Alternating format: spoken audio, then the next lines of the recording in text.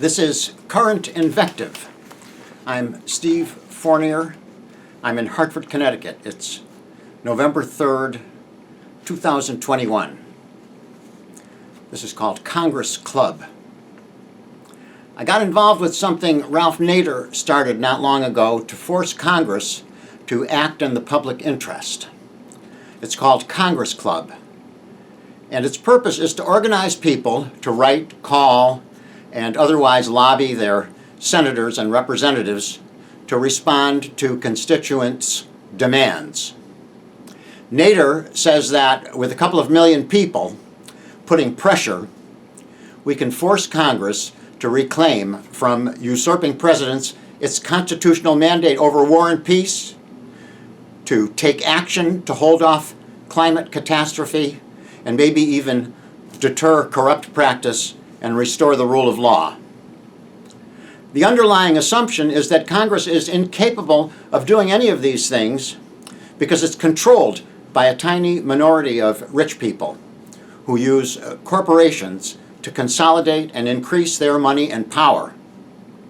Politicians' benefactors profit from war, pollution, and corruption, and they use their racketeering proceeds to influence Congress and the legislative bodies of every state to keep malfeasance alive. If this is true, it makes me wonder, as a charter member of the Congress Club, whether we have any realistic prospect of success. Money talks. It always has, and it always will. And so, as I'm writing my senator, I'm also shaking my head and cursing my stupidity for believing my senator will ever see, much less care about any opinion I might have. So what if a million others are making the same demand in concert? I have a mental picture of his staff giggling as they toss our correspondence into the wastebasket unread. The more letters they get, the more they can charge their benefactors for services rendered. And here I am, sending out another futile appeal. If I want to feel like an idiot, I can fire up a reefer. I'm probably not alone in my pessimism. I don't remember a time since I finished school many years ago when crooks were so firmly in charge of everything. In government alone, the level of corruption is shocking. Most people seem to be satisfied that our wars of the past few decades have been racketeering enterprises, murder and mayhem for profit. But nobody's calling for the perpetrators to be punished. Our guys hold people without due process of law. Our guys own and operate prisons for dark-skinned residents.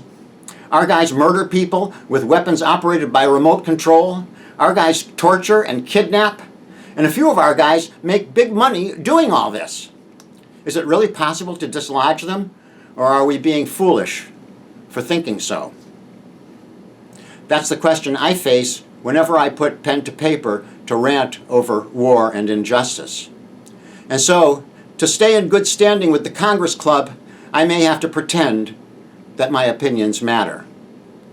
I guess I know how to do that because I'm doing it right now. Maybe I'll send a copy of this message out to my member. I'm Steve Fournier. This is Current Invective.